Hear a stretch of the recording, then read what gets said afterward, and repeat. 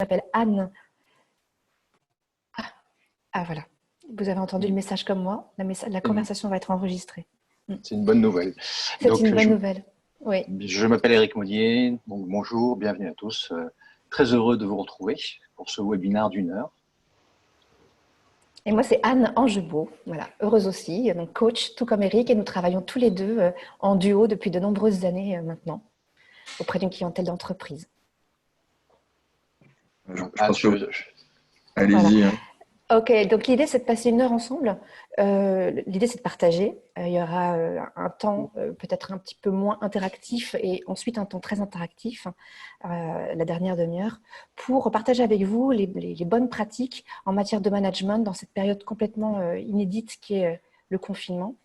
Sur quoi nous nous appuyons pour pouvoir se sentir légitime finalement à émettre des préconisations. C'est d'abord parce que le confinement, nous, c'est comme vous, hein, c'est la première fois qu'on vit cette situation, c'est complètement inédit aussi pour nous. Et donc, on se base sur une expérience. Moi, j'ai une expérience beaucoup dans la dimension émotionnelle, puisque je suis une ancienne comédienne et metteur en scène. Je me suis beaucoup intéressée à l'émotion et aujourd'hui, nous vivons une situation très forte sur le plan émotionnel. Donc, l'idée, c'est de partager tout ça avec vous sur la base de notre expérience, sur la base de ce qu'on observe avec nos clients en ce moment et aussi sur la base d'une enquête que nous avons émise il y a peu de temps et qui nous donne des résultats très intéressants. Voilà, donc une demi-heure, puis une demi-heure pour les questions. Éric. Donc, il s'agit dans un événement de ce type de créer les conditions pour que le webinaire se passe au mieux. Donc, pour ceux qui ont l'habitude, nous allons donc couper tous les micros. C'est déjà le cas, je pense, pendant toute la partie de présentation. Nous vous engageons à poster des questions avec la fonction converser, de façon à ce qu'au bout d'une demi-heure, lorsqu'on aura fait un certain nombre de propositions de notre côté, on pourra du coup répondre à ces questions. Sachant qu'à 9h30 pile, on fera donc une clôture officielle du webinaire. Mais si certains souhaitent rester pour continuer un échange plus informel, on sera encore présent jusqu'à 10h. Et si vous avez des difficultés techniques de connexion, de son, n'hésitez pas à solliciter Vincent, hein, qui est notre modérateur, par la fonction converser. Et donc Anne va ensuite vous parler des émotions. Mais d'abord, il y a un élément important donc, dans tout ce qui se passe en ce moment, c'est le contexte et la nature du contexte dans lequel nous sommes. Comme Anne le disait, c'est une situation inédite. Et ce qui est inédit, c'est le degré anxiogène de ce contexte, que ce soit sur l'aspect sanitaire, économique, le fait qu'on est sur une échelle mondiale, et donc il y a un enjeu presque au niveau de l'humanité, et évidemment, les médias s'en donnent à cœur joie pour nous faire partager toutes les sources d'inquiétude autour de ce contexte. Alors, dans l'intitulé du webinaire, il y a effectivement l'idée de manager donc, à distance, mais s'ajoute à ça une autre contrainte, c'est de manager dans une situation très, très spéciale, qui est celle du confinement. Et avec Éric, on se demandait vraiment, au bout de plusieurs journées de confinement, en voyant les réactions de nos clients, comment les gens vivaient, percevaient cette drôle de situation. En fait, on a édité une enquête sur un échantillon très petit, et donc on n'a pas la prétention de se dire que c'est représentatif de la population, l'échantillon d'une petite centaine de personnes. Et voilà ce qui s'en dégage, s'affiche à l'écran sur les côtés positifs et les côtés négatifs de ce qui est ressenti en ce moment par des gens qui vous ressemblent. Sur le plan émotionnel, du coup, vous verrez que c'est très bizarre parce qu'à la fois on peut avoir des choses qui sont reliées au bien-être, et ça peut être plus facile de manager quelqu'un qui se sent bien dans cette période-là, et également des sources de stress parce que on est loin physiquement des gens, on peut pas converser avec eux, on ne peut pas les croiser au détour d'un couloir, prendre un café à l'espace cafétéria de l'entreprise, et pourtant c'était peut-être ce que vous aviez l'habitude de faire avec vos managers. Et puis vous vous trouvez peut-être envahi de webinaires, de réunions en visio, et du coup il y a plein de messages qui vous arrivent par vos smartphones, vos tablettes, vos ordinateurs, ce qui fait qu'à la fin de la journée, vous pouvez vous retrouver avec une tête comme un citron. Et puis confiné, ça veut dire aussi une limitation de l'activité sportive et puis même des activités physiques que vous pouviez peut-être avoir avant. Donc, ce qui ressort, vous le voyez s'afficher. Pourtant, majoritairement, il y a quelque chose de positif qui émerge de cette période de confinement, sur le plan du bien-être. Voilà. Sur le plan émotionnel, alors, sur le plan émotionnel, en fait, il y a une sorte comment dire, de grossissement, en fait. C'est un peu comme au théâtre. Moi, je vous parle du théâtre parce que j'en viens de ce monde-là. Au théâtre, les personnages, ils grossissent leurs émotions pour que ça puisse être perçu. C'est comme si la crise du Covid-19, tout à coup, elle avait mis un gros coup de projecteur sur les émotions qui sont ressenties par les personnes. Et les émotions, il y en a toutes sortes. Voilà, il y en a vraiment de toutes sortes. Et je vais vraiment passer du temps après avec vous pour attirer votre attention sur des points de vigilance à avoir concernant la gestion émotionnelle. Parce que de mon point de vue, manager à distance dans cette période complètement bizarre, c'est avant tout manager les émotions des gens. Voilà. Maintenant, du coup, il y a un petit sondage va avoir lieu, si c'est possible. Ah oui, il faut lancer le sondage, oui. Parce que justement, ce qui serait intéressant, on n'est pas nombreux là, mais malgré tout, voilà, est-ce que vous pouvez répondre au petit sondage qui s'affiche sous vos yeux? Vous avez le loisir de répondre avec plusieurs émotions, si vous le souhaitez. Alors,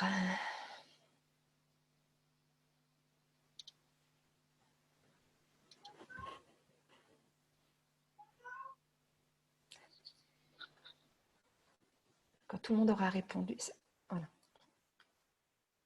Hop. Peut-être on peut poursuivre On peut pendant poursuivre. que les gens répondent. Ok, ça marche. Donc, ce sera intéressant de voir en fait quelles sont vos émotions à vous, justement, en ce moment. Moi, ça me permettra de mieux manager ce webinaire. Hop. Ah, ok. Aucune des propositions. Peut-être, donc c'est Frédéric. Peut-être pouvez-vous nous dire c'est vrai qu'on a mis très peu d'émotions. Il y en a peut-être une qui vous est plus particulière. Hein. N'hésitez pas à chatter à droite. De toute façon, tout à l'heure, on reviendra. C'est super intéressant d'avoir cet échange. Donc au-delà du contact émotionnel, il y a aussi un enjeu situationnel. Et dans les constats que l'on fait dans la période actuelle, l'essentiel, le plus important, c'est de prendre acte de la diversité de situations des personnes qui sont de nos salariés en fait, puisqu'il y a à la fois une grande dichotomie dans les charges de travail, à l'évidence. On a en face de nous des dirigeants qui sont dans une tension extrême, avec des décisions à prendre extrêmement rapidement sur des situations qu'ils n'ont jamais vécues. Il y a évidemment des gens qui ne sont pas confinés, hein, il ne faut pas les oublier. Et puis, peut-être le plus important, et ce qui apparaît dans notre enquête, c'est que les conditions de confinement sont extrêmement variables. On a, par exemple, plus de la moitié des gens confinés qui disent ne pas disposer de l'équipement nécessaire pour télétravailler ou qui n'ont tout simplement pas d'endroit chez eux pour s'isoler et être au calme pour travailler. Donc, voilà, ces éléments-là sont très importants à prendre en compte. Et l'autre élément, c'est le degré de bouleversement que tout cela induit dans la vie à la fois professionnelle et personnelle des salariés que vous devez continuer de manager.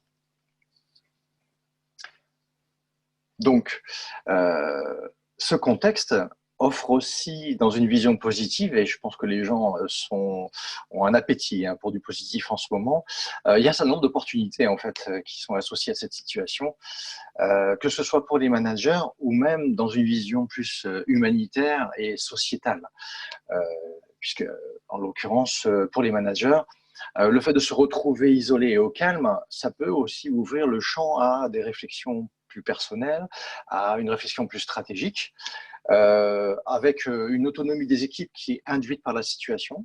Et sur le plan planétaire, nous avons tous l'espoir que tout ça amène un changement plus fondamental sur notre rapport à la consommation, notre rapport à l'environnement et puis tout simplement notre rapport au travail, avec l'équilibre entre vie privée et vie professionnelle. Ah, je vois que Vincent a publié le résultat du sondage. Eh bien, nous sommes très heureux de voir que la majorité sont dans la joie. Frédéric avait ajouté calme et sérénité. Voilà, c'est vrai que en principe, c'est plutôt raccordé à la joie, le calme et la sérénité. Et, Mais on voit bien et qu'il y a une cohabitation entre peur et joie, en fait, hein, peur, mm, tristesse et joie. Donc, mm. c'est cette diversité émotionnelle hein, que cela met en évidence. Il n'y a pas la colère, peut-être parce qu'il n'y a pas de personnel soignant chez nous. La colère, parce que la colère, elle est bien présente dans une partie du secteur des soignants. Ok, donc finalement, pour un simple résumé, le focus que nous amenons, c'est deux choses. Il y a l'idée de rentrer dans l'infiniment petit de l'être humain, c'est-à-dire son cœur, ses émotions, donc d'avoir un management très psychologique finalement, de s'intéresser à ce que éprouve et ressent la personne. Et puis, par rapport au bouleversement vécu, c'est plutôt une maille beaucoup plus grande et de se dire que quand je manage quelqu'un, je ne manage pas juste quelqu'un dans son identité professionnelle, je le manage dans une identité bien plus globale qui inclut sa famille, ses enfants, son conjoint, son domicile et comment dire, ses différentes façons de vivre. Parce que vous voyez là, en ce moment, on rentre chez... Là, vous êtes moi dans une partie de mon salon, je vois une partie de la maison de Vincent. C'est déjà en fait rentrer dans l'intimité des personnes. Alors moi, je vais m'occuper plus précisément de parler avec vous sur la santé physique et psychologique des personnes que nous manageons dans cette situation-là. Et dans un premier temps, vous parlez, comme je vous le disais tout à l'heure, de la dimension émotionnelle. Donc, je laisse voilà, passer les slides. Peut-être, Vincent, que nous pouvons alors, hop, retirer le sondage. Je vais le retirer. Voilà. Comment, alors, autant quand on manage en présentiel, c'est beaucoup plus facile de percevoir les émotions de ses collaborateurs, de ses équipiers, parce qu'on peut le voir. On le voit dans la façon qu'ils ont de dire bonjour ou pas bonjour, dans la façon de se déplacer, dans la façon de venir prendre un café où finalement ils ne viennent pas, dans les expressions du visage. Quand on est à distance, on n'a plus tous ces moments pour pouvoir capter l'émotion à travers le corps de nos collaborateurs. Du coup, ce que je vous invite à faire, c'est d'avoir, en tant que manager, une attention très, très particulière pour aller questionner. Donc, qu'est-ce qu'il fait le manager coach? Il pose des questions. Il pose des questions à ses salariés. Il va lui dire, par exemple, comment tu te sens? Qu'est-ce que tu ressens en ce moment? En particulier dans la situation que nous vivons, comment ça va pour démarrer cette semaine? Donc, si on passe à la diapo d'après, voilà. Et ce qui est important de préciser, c'est que nous aussi, nous nous mettons dans cette posture vis-à-vis de vous. Et c'est pour ça que vous voyez des questions s'afficher et que notre objet, c'est de vous proposer des pistes de réflexion, hein, des champs de réflexion à ouvrir. Et là, par exemple, je vois donc dans le fil de conversation qui s'affiche, donc Jean-Marc, merci pour la participation. Selon moi, avoir le sentiment de joie serait égoïste au vu de la situation économique. Là, nous voyons bien qu'en fait, par rapport à une situation qui est identique ou quasiment identique pour chacun d'entre nous, notre vécu interne, il n'est pas le même. Et c'est ça ce qui rend le management très, très difficile. Vous voyez s'afficher là à l'écran la quantité de nuances et de subtilités qu'il peut y avoir dans le champ émotionnel. Ça nécessite d'avoir, c'est comme si c'était un langage, les émotions, un langage que nous n'apprenons pas, parce que nous ne l'avons pas appris à l'école. Nous l'apprenons sur le tas, la plupart du temps, à travers des disputes, des incompréhensions, des quiproquos. Et le manager, en fait, il se trouve aux prises avec les émotions de ses salariés encore plus fortement dans cette période, parce qu'il est loin de ses salariés, il ne les voit pas. Et puis aussi parce que je rebondis sur ce que dit Jean-Marc à l'instant, c'est que sur chacun des salariés, les émotions ne sont pas les mêmes. Alors je ne sais pas, peut-être que vous reconnaissez des émotions. Odile, tout à l'heure, vous disiez que vous ne retrouviez pas votre émotion, peut-être qu'elle est là dans la liste, peut-être que, je ne sais pas, il peut y avoir un sentiment de préoccupation, de regret pour certains qui auraient envie de revoir leurs collègues. Je sais que moi, ma fille qui travaille dans un cabinet d'avocats se sent inutile. Elle n'est pas managée en fait par les associés du cabinet d'avocats, donc en fait elle se sent inutile. D'autres peuvent au contraire trouver beaucoup d'enchantement dans la situation parce qu'ils peuvent enfin s'occuper de sujets de fond. Donc, comment faire? Eh bien, si vous vous transformez en manager coach, donc c'est un peu les astuces, les ficelles des coachs, c'est d'aller questionner ça, tout simplement, auprès de son collaborateur. Lui, écoute, comment tu démarres la journée en fait? Qu'est-ce que tu ressens en ce moment? Nadine, Jean-Jacques, etc., pour que vous puissiez évaluer l'émotion de l'autre. Et puis aussi, il va falloir apprendre à évaluer ses propres émotions. Parce que c'est sûr que moi, aujourd'hui, autant hier, je me sentais plutôt dans une émotion un petit peu de lassitude. Ce matin, je me sens dans une émotion plutôt, on va dire, d'excitation, d'enthousiasme. Eh bien, ma voix va être différente. Et ce webinaire, je vais le manager, en fait, de manière complètement différente parce que l'émotion qui est à l'intérieur de moi n'est pas la même. Donc, autrement dit, quand vous vous levez un matin et qu'il y a eu dans votre intérieur, dans votre domicile, un éclat, une dispute, eh bien, peut-être éviter de programmer l'entretien en face à face que vous deviez avoir avec un de vos collaborateurs. Parce que vous seriez peut-être chargé de rage ou d'agitation et que ce ne serait vraiment pas le moment. Donc, en management à distance, juste pour retenir ça, c'est d'avoir vraiment la vigilance sur qu'est-ce que je ressens et qu'est-ce que mon salarié ressent. Ça nécessite du coup d'avoir un dictionnaire des émotions à la maison pour vous. Et puis, vous pouvez aussi poser d'autres questions. Ce qu'il faut savoir, c'est qu'en ce moment, ce qui est très, très chahuté, ce sont nos besoins fondamentaux. Donc, je veux bien, Eric, tu passes la slide d'après. Oui. Voilà, les besoins fondamentaux, ils s'affichent. Alors, certains d'entre vous connaissez peut-être cette pyramide, elle s'appelle la pyramide de Maslow. Elle est vieille, hein, c'est une vieille pyramide, mais elle est toujours vaillante 50 ans plus tard. Comme quoi, il y a plein de des outils comme ça qui traversent le temps pour nous rappeler que nous sommes des êtres humains qui avons des besoins fondamentaux sur le plan physique. C'est-à-dire nous sommes dotés de jambes et de bras. Ce n'est pas pour rien, c'est que nous avons besoin de nous exprimer par notre corps. Or, en confinement, le corps, pour certains, en fait, ils l'utilisent encore moins que d'habitude, d'abord parce qu'on ne peut plus aller faire du sport comme on veut à l'extérieur, et deuxièmement parce que nous sommes tellement parfois happés par la machine infernale de la communication digitale que moi, ça m'arrive d'oublier de bouger.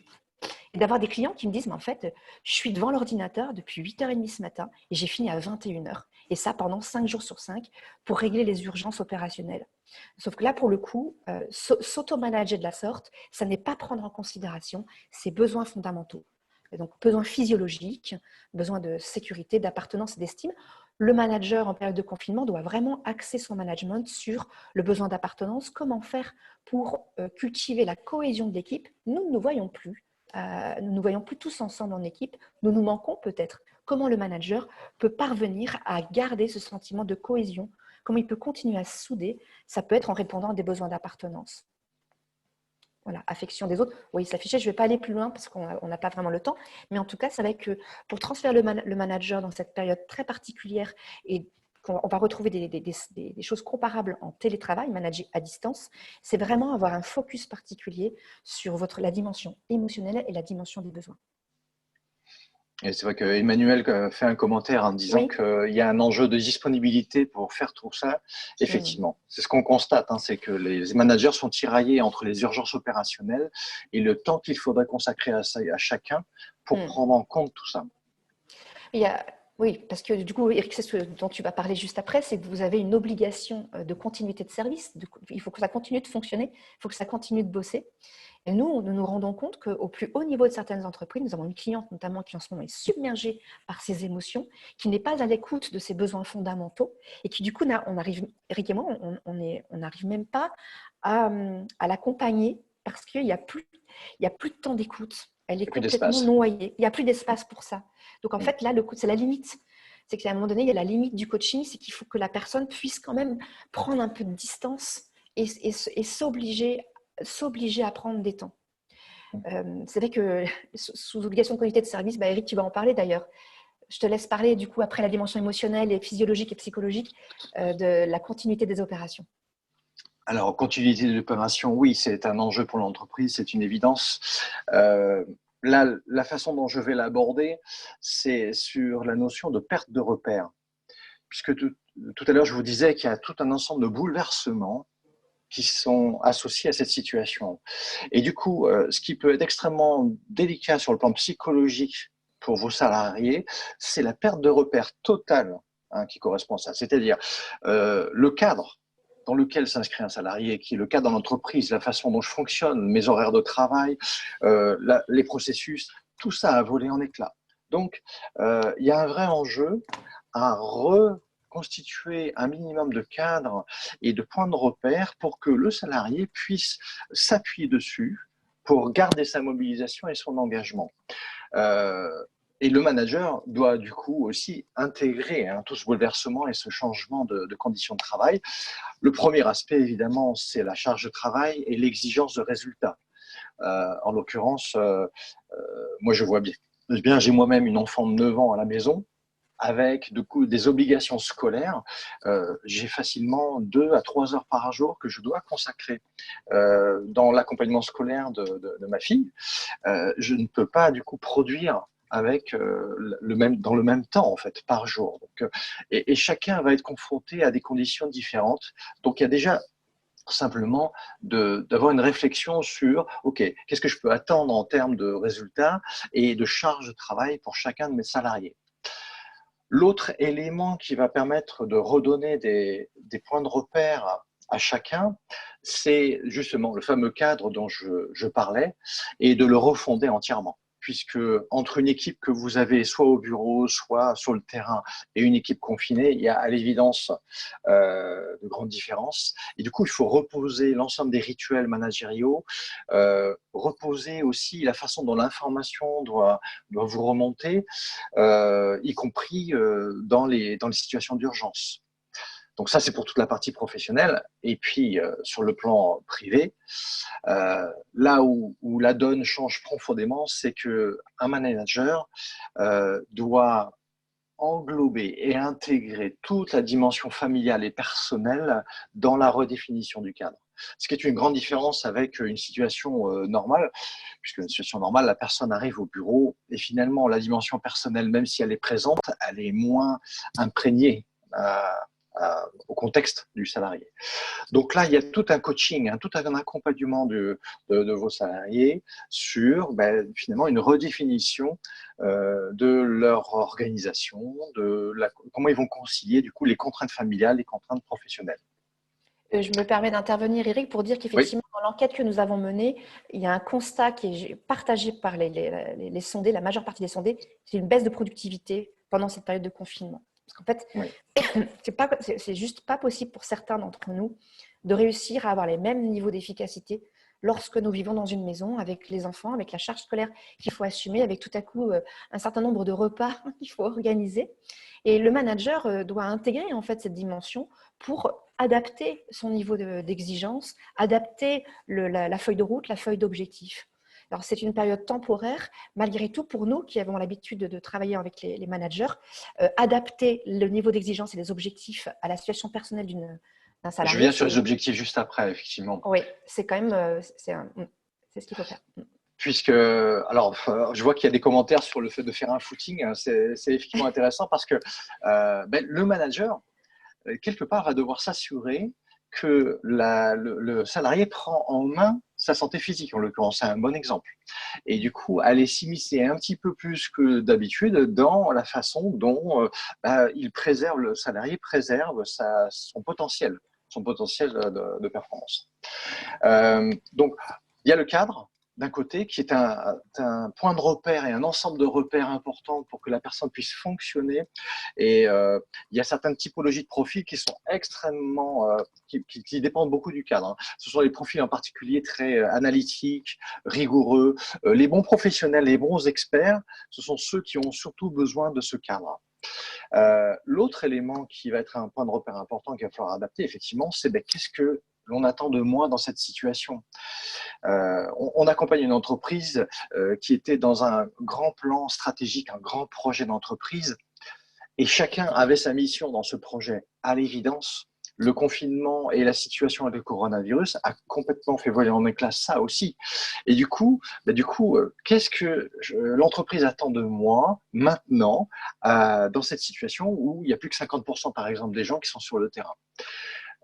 Donc là, on vous propose la bonne vieille méthode SMART, mais qui a fait ses preuves, et qui a le mérite d'obliger le manager à spécifier, à formuler les attentes d'une façon suffisamment claire et précise pour qu'en face, chaque collaborateur n'ait pas d'ambiguïté en fait sur comment il va mobiliser son énergie et comment il va aller vers ce qu'on attend de lui.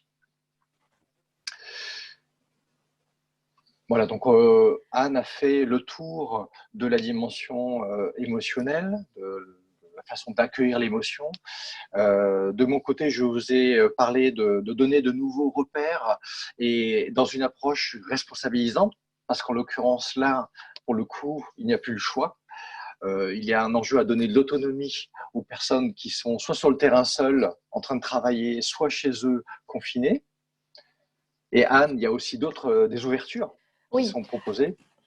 Déjà, moi, je suis quelque part en dehors de. Je ne sais plus qui disait comment se réjouir en fait de la période. C'est vrai que c'est compliqué de se réjouir quand on mesure les impacts, la déflagration auprès d'une grande partie de la population au niveau mondial, puisque effectivement, nous appartenons à une population privilégiée en tant que Français, également par rapport à nos modes de vie. Donc, pour autant. Pour moi, je trouve que chaque crise est l'occasion de rendre grâce. Voilà, c'est ça la gratitude, c'est rendre grâce à ce que nous amène cette période de crise, ce virus hyper envahissant à l'échelle de la planète, qui vient pointer du doigt et mettre le projecteur sur nos failles. Donc, voilà, je trouve que nous avons plein de leçons à apprendre. Moi, l'idée que j'ai depuis longtemps, c'est qu'un management qui vise la productivité d'une entreprise, c'est un management humain, relationnel. On va tisser une relation de confiance. Et bien là, quelque part, avec le Covid-19, on n'a pas trop le choix. Parce que si on veut que nos entreprises continuent de vivre, on est obligé de se mettre sur un management beaucoup plus relationnel, beaucoup plus fin sur le plan de la connaissance psychologique des autres. Voilà, donc pour moi, c'est une opportunité. C'est comme ça que je le vois. Parce que de toute façon, je pense qu'une crise a toujours plein de choses à nous apprendre. Voilà. Donc nous arrivons au bout de la demi-heure d'information, enfin, où nous faisons des propositions dans la façon de réfléchir à cette situation. Là maintenant, ce que nous proposons, c'est d'ouvrir la séquence questions-réponses. Il y a une question effectivement qui apparaît d'Alexandre, voilà, sur la réconciliation entre l'autonomie et le contrôle, Eric. Oui, donc c'est vrai que je n'ai pas parlé beaucoup de cette dimension contrôle. L'idée, c'est que, pour bien sur le plan managérial, le contrôle est un vrai outil managérial. Donc, il faut l'intégrer à part entière. Simplement, ce qui va être essentiel, c'est de passer d'un contrôle du cadre et du respect du cadre à un contrôle fondé sur le suivi de l'atteinte des résultats et des objectifs attendus. Et ça, je sais par expérience, et nous le savons, c'est qu'il y a un certain nombre de managers qui ont un fond technique et d'expertise très fort, qui vont être en difficulté pour ça. Mais la voie est tracée dans ce sens-là. Il s'agit en partie, du coup, d'abandonner tout ce qui peut être le contrôle de as-tu commencé à travailler à telle heure, sur quoi as-tu travaillé aujourd'hui, etc.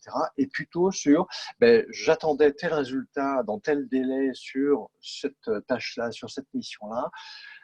Où en es-tu? Et voilà, c'est le fondement du développement de l'autonomie va s'appuyer là-dessus en particulier.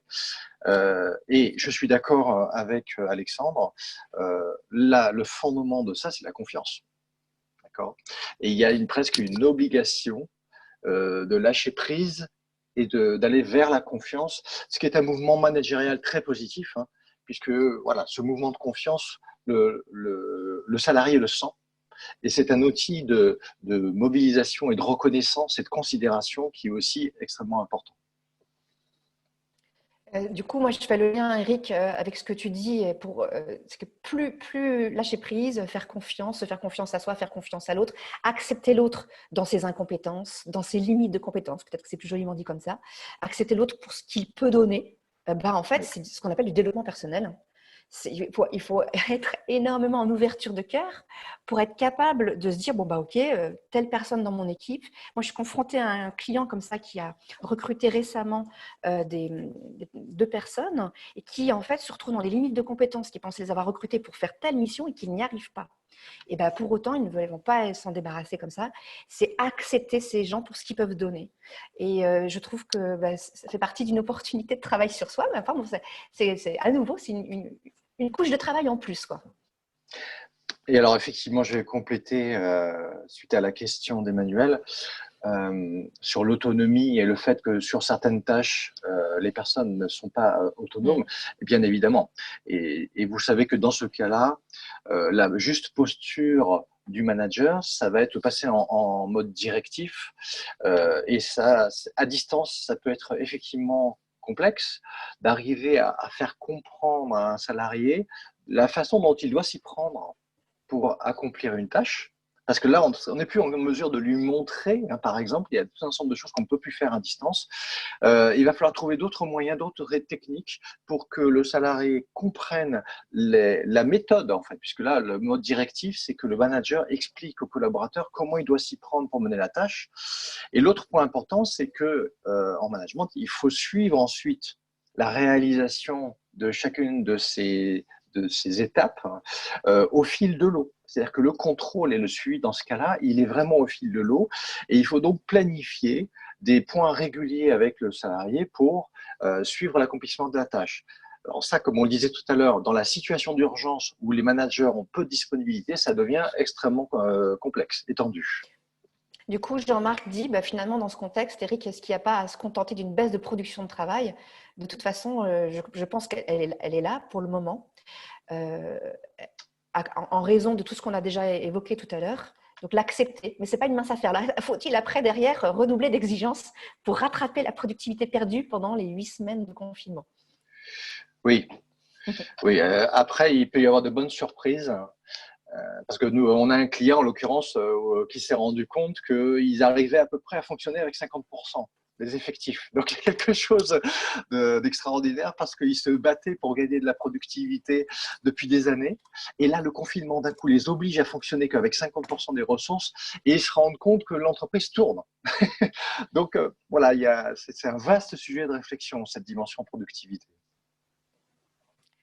Alors, je regarde s'il y avait d'autres questions, Eric, pour n'oublier personne. Donc, il y avait, OK, certains de nos services ne sont pas autonomes dans leurs tâches. OK, donc on a parlé effectivement de cette difficulté à faire de l'accompagnement sur le poste à distance. Odile parlait effectivement d'apprendre. C'était Odile, je crois. J'essaie de retrouver, Odile, votre poste sur le fait qu'il y a eu un ajustement pendant cette période de confinement. C'était un peu l'urgence au début. Des erreurs ont été commises. Et puis, au fur et à mesure, on apprend de nos erreurs. Et je trouve ça intéressant de se dire que ça nous apprend, nous, ce qu'on appelle l'agilité. Voilà, c'est que le Covid-19, il nous a mis dans une telle ouaille que si on ne fait pas effort pour être agile, se remettre en question en permanence, apprendre de nos erreurs en l'espace de quelques heures ou d'une journée, c'est extrêmement exigeant. Alors, il y a deux questions d'Emmanuel. Donc, alors, je vais commencer par les questions sur le contrôle par les résultats qui peut devenir rapidement du flicage. En fait, je vais juste clarifier la notion de flicage, c'est important. Le flicage, ce sont des contrôles inopinés. La façon d'éviter cette perception, parce qu'en fait, ce qui est important en management, c'est la façon dont est perçu l'acte du manager. C'est assez simple. L'idée est simplement de planifier et d'annoncer à l'avance les contrôles et les points de contrôle à vos collaborateurs. Et si vous convenez d'un point de contrôle à telle date avec lui, là, il y a peu de chances qu'il l'intègre comme un acte de flicage ou de harcèlement. Alors, le harcèlement, c'est quand on contrôle trop fréquemment. Oui. Et les encouragements, pour le coup, sont encore, c'est autre chose pour moi. Il y a le suivi, et puis l'encouragement, c'est la façon dont la personne va se mobiliser émotionnellement, le manager va se mobiliser émotionnellement pour engager la personne, la reconnaître, la considérer et l'encourager en faisant des feedbacks positifs sur ce que la personne fait bien. L'encouragement a un impact tout de suite dans le champ émotionnel. L'encouragement va susciter de l'adhésion, de la satisfaction, du contentement, de la joie de faire, la joie de faire plaisir, la joie d'être utile, etc. Et donc, on sait très bien que parmi toutes les émotions, la joie, c'est celle qui nous porte à aller de l'avant et à nous relier aux autres humains. La peur est quelque chose qui nous inhibe, la colère est quelque chose qui nous rend agressifs, la tristesse nous fait perdre de notre énergie, en fait, en nous mettant complètement down. Donc, effectivement, ce que vous dites, c'est complètement raccord avec les courants psychologiques du moment, la psychologie positive, qui dit qu'en fait, chez un individu, il ne sert à rien d'aller pointer du doigt ses carences, ses lacunes. Ça ne sert strictement à rien. Ce qu'il faut, c'est centrer son attention, sa concentration sur ses zones de talent. Voilà. Et quand on emmène quelqu'un à travers l'encouragement vers sa zone de talent, là où il est bon, en fait, tout le reste suit par un effet de sillage. Donc, c'est très juste ce que vous échangez en ce moment sur le rôle essentiel de l'encouragement et d'amener l'attention sur ce qui est positif, sur ce qui va bien, sur les opportunités, sur ce qui est bien réussi. plutôt que d'aller pointer du doigt, tu n'as pas fait ci, tu n'as pas fait ça, ou d'être dans une forme de voir le verre à moitié plein, quoi. Alors, du coup, je rebondis sur la question d'Emmanuel, comment redonner confiance à nos salariés. Là, il y a une combinaison de choses en fait qui va permettre d'aller vers ça, sachant que c'est un travail de fond, hein, la confiance en soi. Il y a d'un côté ce qu'évoquait Anne, qui est toute la dimension accueil de l'émotion, c'est-à-dire qu'à un moment donné, de créer un espace de parole et de dialogue qui permet aux salariés d'exprimer tous ses ressentis, d'évacuer toutes ces choses-là, et y compris toutes les croyances, parce qu'il y a le mental aussi qui amène son lot de peur avec les croyances. Et une fois que vous avez donné cet espace de parole et de dialogue pour accueillir l'émotion, derrière, il y a tout ce qu'on évoquait en termes de repères, c'est-à-dire à partir du moment où vous donnez un cadre et une mission et que vous permettez à la personne de commencer à produire et de contribuer, d'être utile, voilà. Finalement, c'est un peu le résumé de toute notre intervention, hein, qui permet d'aller redonner cette confiance à chacun des salariés. Oui, ça me fait penser à la pyramide de tout à l'heure, en fait. La confiance chez un individu, elle s'installe dans le temps à partir du moment où ses besoins primaires sont nourris. Et dans l'entreprise, celui qui peut nourrir les besoins primaires, premiers des managers, c'est le manager, en effet. Après, je suis d'accord aussi avec ce qui… Enfin, je suis d'accord, oui, évidemment, je suis d'accord avec tout ce que vous marquez. Mais c'est intéressant de se dire que chaque personnalité réagit différemment. Et qu'effectivement, là, c'est de la dentelle, en fait. Manager en période de confinement, c'est manager des individus qui ont des personnalités, des traits de caractère et qui, sous stress, réagissent d'une certaine manière. Il y a des personnes sous stress qui vont devenir hyper collantes, qui vont chercher à vous appeler 20 fois dans la journée, parce que c'est comme ça qu'elles vont trouver le besoin de sécurité. Et d'autres au contraire, parce que peut-être se sentant coupables de ne pas savoir, se sentant coupables d'éprouver de la peur, eh bien, va au contraire prendre de la distance et ne pas oser dire. Donc, je suis d'accord effectivement que ça nécessite une adaptation. Ça, c'est super compliqué dans ces temps actuels où vous êtes accaparé par des contraintes opérationnelles. Je reprends la question d'Alexandre sur l'autonomie ne soit pas perçue comme de l'abandon. Comment faire pour que l'autonomie ne soit pas perçue comme de l'abandon? Oui, alors effectivement, on constate même avant, il peut y avoir une tendance chez les managers à se préoccuper des gens qui sont plus en difficulté. Et les gens autonomes, du coup, d'être un petit peu moins accompagnés, considérés, reconnus. Pour nous, la solution… Alors, dans la situation actuelle, je pense que c'est important de communiquer, de verbaliser sur le fait que vous, manager, êtes en difficulté sur le plan de votre disponibilité. Puisque vous l'exprimez, vous dites il y a beaucoup d'urgences à traiter et vous avez moins de temps à consacrer à vos salariés. Ça me paraît essentiel de le communiquer, de le verbaliser, pour que les gens qui sont autonomes puissent comprendre que vous allez leur consacrer moins de temps. Après, malgré tout, il est indispensable qu'il y ait au moins un contact par semaine, en ce moment par exemple, avec l'ensemble de vos collaborateurs, quel que soit leur niveau d'autonomie. Effectivement, pour que la mobilisation, quelqu'un qui est autonome et qui n'est pas suivi par son manager, effectivement, se sent abandonné. Donc, c'est une remarque très juste. Et la solution, c'est ce contact et cette verbalisation de ce manque de disponibilité.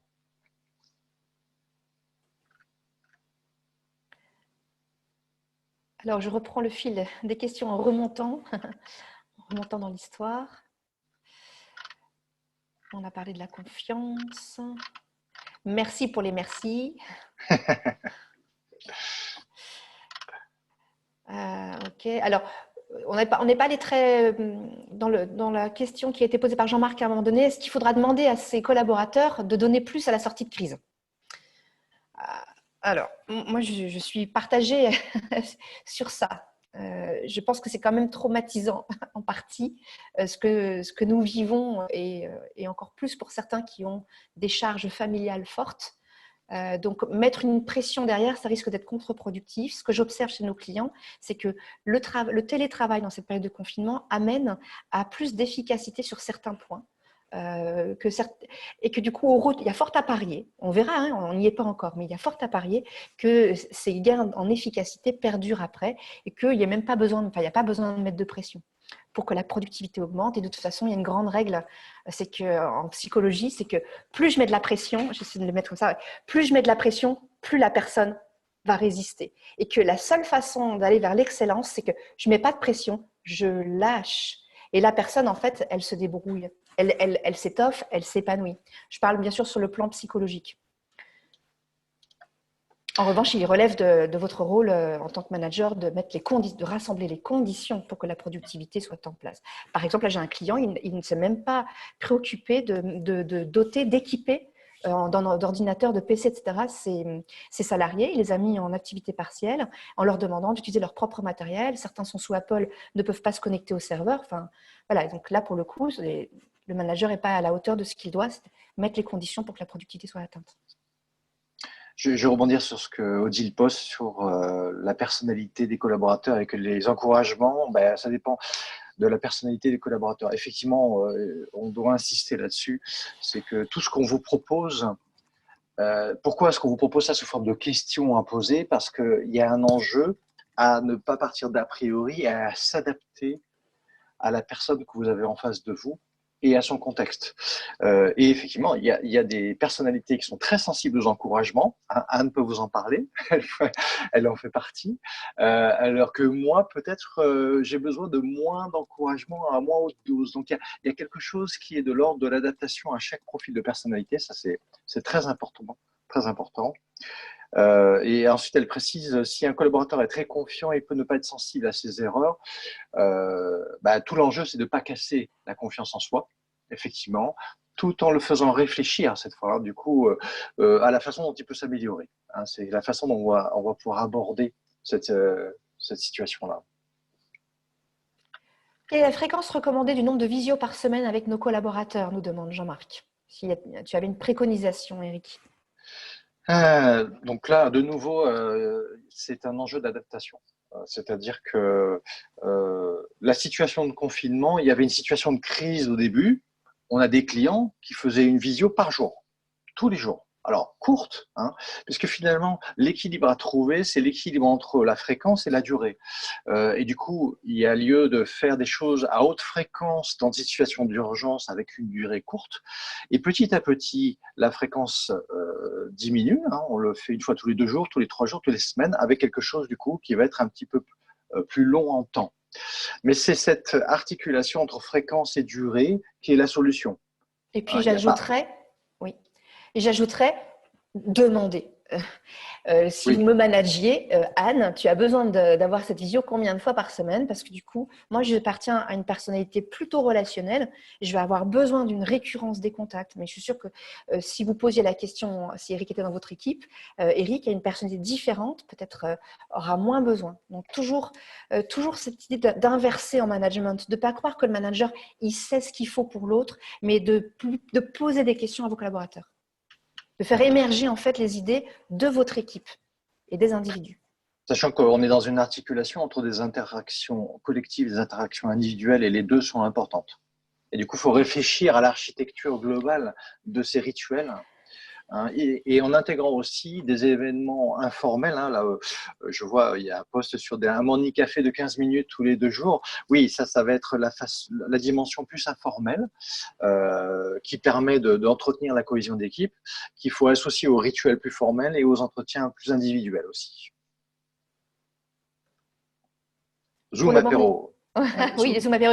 Le morning café, alors là, le retour d'expérience d'une entreprise, nous ne sommes pas égaux par rapport au sommeil. Donc, le morning café, bien caler l'horaire. Parce que vous pouvez faire un morning café à 8h30 jusqu'à 9h, puis n'avoir pratiquement personne. Ce que nous avons vu dans l'enquête sur le confinement, c'est que les gens apprécient beaucoup d'adapter leur cadre horaire à leur biorhythme.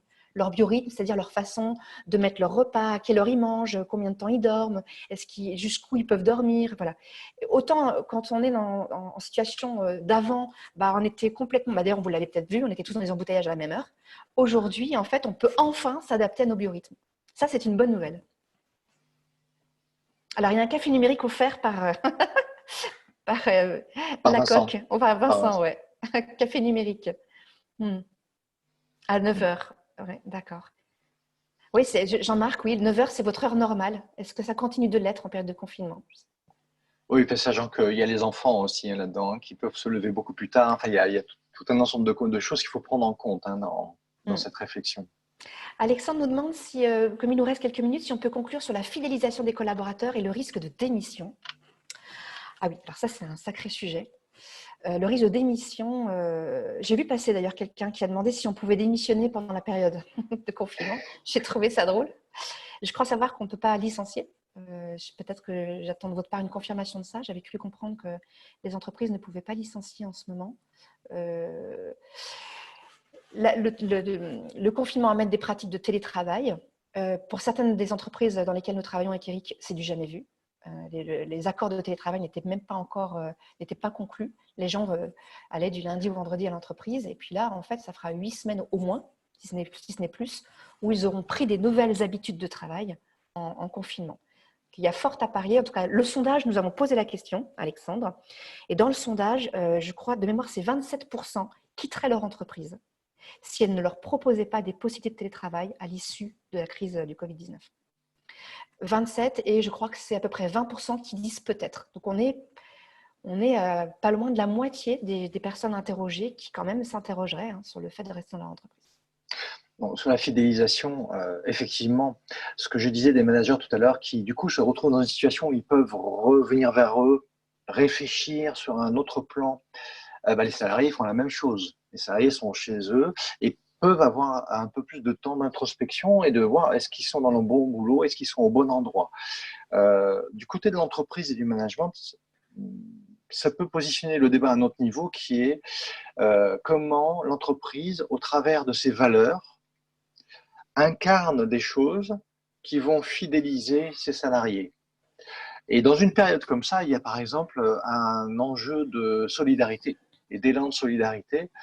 Et potentiellement, les salariés peuvent aimer appartenir à une entreprise qui ne se préoccupe pas que d'elle-même, mais qui va aussi être dans un souci d'entraide et de solidarité. Alors, à la fois en interne, entre les salariés, les collaborateurs, mais aussi dans des actions vis-à-vis de l'extérieur.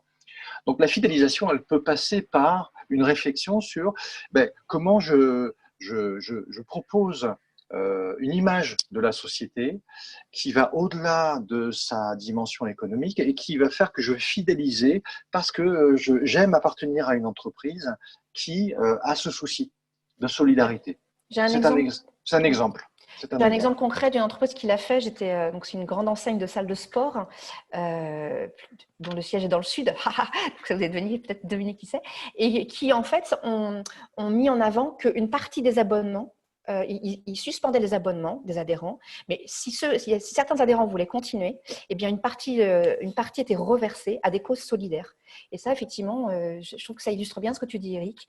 C'est que là, on est sur la dimension sociétale de l'entreprise, comment l'entreprise prend pleinement sa place d'acteur pour justement, comme on le disait, saisir les opportunités pour la planète, un développement plus éthique, plus durable, qui intègre tout plein de choses.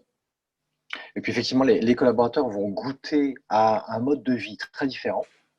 Il y a peut-être un enjeu à la fin du confinement à rapidement intégrer les choses qui ont bougé et d'écouter les collaborateurs sur leur ressenti, la façon dont ils ont vécu tout ça, et d'adapter très vite le modèle d'entreprise et son mode de fonctionnement pour que les collaborateurs s'y retrouvent dans ce à quoi ils ont goûté et dont ils ont potentiellement, l'enquête montre bien, hein, qu'il y a tout un ensemble de bénéfices associés à cette expérience que les personnes ont envie de garder Oui. et de pérenniser dans le temps. Et donc fidéliser, c'est probablement comment l'entreprise se mobilise pour que effectivement ce soit le cas et qu'il y ait des bénéfices qui perdurent. Peut-être Anne, tu les as en tête les bénéfices en question? Oui, les bénéfices. Alors, les bénéfices, c'était avant tout les deux premiers bénéfices qui ressortent de l'enquête, c'est le gain de sommeil. Le nombre de clients qui me disent comme ils dorment mieux, dorment plus, du coup, ils se sentent plus reposés. Et ça, c'est prouvé que physiologiquement, quand je suis en santé, que j'ai le sommeil qu'il faut, d'abord, mes défenses immunitaires sont là et je suis plus à même de gérer le stress, de gérer les émotions. Ça, c'est le premier bénéfice. Le deuxième qui vient tout de suite après et qui fait l'unanimité, c'est le gain de temps de transport qui peut aller jusqu'à 2 à 3 heures par jour de temps de travail augmenté, en fait. Beaucoup de clients me disent, en fait, je suis opérationnel le matin à 8h30, mais vraiment de manière très, très fraîche. Et finalement, ma journée, elle défile et je suis très productif. Pour tous les trucs que j'ai lus, la littérature que j'ai lue sur le télétravail va avec l'hyperproductivité. Ça, c'est vraiment c'est prouvé. Toutes les entreprises qui ont pris le virage du télétravail depuis des années, je pense à Orange par exemple, on calcule leur taux de productivité et ils ont plus à gérer de l'hyperproductivité que de la sous-productivité. C'est-à-dire effectivement des gens qui deviennent complètement addicts et qui produisent sans avoir cette hygiène. Ce qui ressort aussi, parce que ce qui ressort dans l'enquête, c'est que quand on est en confinement, il faut vraiment se structurer, s'autodiscipliner, s'auto-organiser, compartimenter sa journée de manière vraiment à se respecter dans toutes les dimensions. Donc en fait, il y a des enjeux, c'est des enjeux qui sont très très forts pour les entreprises sur lesquelles travailler. Alors retour d'expérience du confinement, et puis ensuite intégrer ça pour fidéliser ses salariés. Moi, je sais que parmi les grosses entreprises de Marseille dans lesquelles je fais des coachings, eh bien, mes coachés me disent, pourvu que mon entreprise me propose du télétravail, parce que moi, je n'ai pas envie de retourner dans ma voiture tous les matins du lundi au vendredi. Peut-être, Vincent, c'est le moment de lancer l'enquête de satisfaction en parallèle. Comme ça, les gens vont pouvoir… On a fait une enquête extrêmement simple avec 2 questions hein, pour juste avoir un petit sentiment sur la façon dont vous avez pu vivre cette interaction ce matin.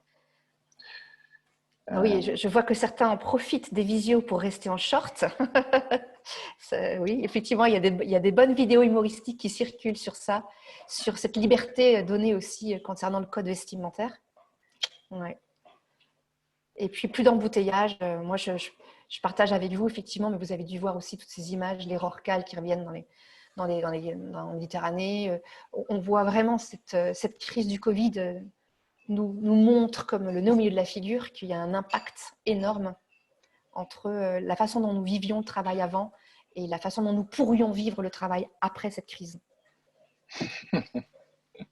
En tout cas, votre groupe a beaucoup d'humour et ça fait plaisir dans ce contexte un petit peu anxiogène. Il faudrait demander à tout le monde de se mettre debout. Moi, je peux. Hein. Je peux sans problème. Ok. D'autres, y a-t-il des choses que vous auriez aimé qu'on aborde avant de conclure? Pour respecter le timing, il est 9h22.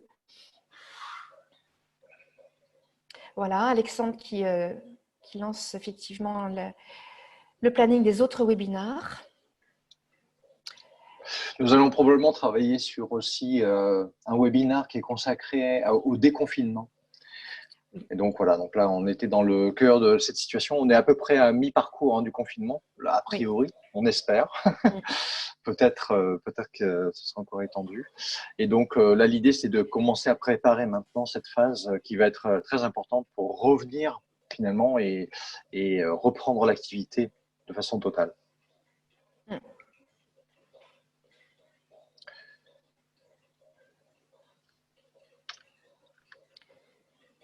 Ok. Merci pour vos retours. Oui, c'était agréable. Alors pour nous, c'était une première. Donc voilà, je partage ça avec vous. En tant que coach, moi, je m'oblige à revisiter ma pratique parce que le coaching en présentiel, en période de confinement, vous imaginez bien que ça ne marche pas. Donc voilà, c'est le premier webinaire. J'ai apprécié effectivement ces échanges sur le fil de conversation. J'ai trouvé ça vraiment très agréable. Il n'y en avait ni trop, ni trop peu. J'espère qu'on n'a rien oublié, Eric et moi. Et puis oui, il y a une prochaine. On est déjà des clients qui nous demandent comment faire pour réintégrer après nos salariés. Ils auront vécu 2 mois chez eux. Et puis il y a aussi un autre sujet qui est très intéressant. Je ne sais pas si vous êtes concernés dans vos entreprises, mais il y a ceux qui ont vécu le confinement en télétravail, ils auront été chez eux, en famille, etc. Et ceux qui, comme disait tout à l'heure, il y avait les maçons, ceux qui sont sur le terrain, les techniciens, les ouvriers, toutes les personnes qui en fait sont sur le front et qui ont l'impression en ce moment de donner énormément, de prendre des risques, d'être exposés. Je pense à des populations dans la grande distribution, bien sûr la population médicale et paramédicale, et qui perçoit ceux qui sont restés à la maison comme en fait des privilégiés. Je pense que là, en termes de cohésion d'équipe, le retour, ça va être un peu chaud et il va y avoir une attention particulière et peut-être de commencer dès maintenant à faire se parler ces deux populations si vous les avez dans votre entreprise. En tout cas, merci pour vos retours sur ce webinaire. Si vous avez apprécié le mode d'animation, du coup, c'est la façon dont Anne et moi intervenons, hein, puisque nous intervenons à 80% dans nos opérations sous forme de duo. Puisque vous l'avez peut-être senti, il y a une complémentarité, il y a quelque chose que l'on peut apporter qui est différent du fait de ce duo et des énergies qu'il peut apporter. Et dans nos coachings, on fait même souvent des coachings de dirigeants en duo. Donc, on a un dirigeant en face de nous et on l'accompagne en duo. Et ça donne beaucoup d'impact, beaucoup de puissance dans la façon dont le dirigeant est accompagné. Merci. Et puis, bonne fin de semaine confinée, ou peut-être quand même que vous allez vous déplacer. Bonnes activités physiques. Et puis surtout, n'oubliez pas les prochains webinaires qui arrivent incessamment. Merci à tous. Merci beaucoup pour cette animation. Merci Anne et Eric. You're welcome. Merci. Je ne sais pas si André est encore là. Au nom du président.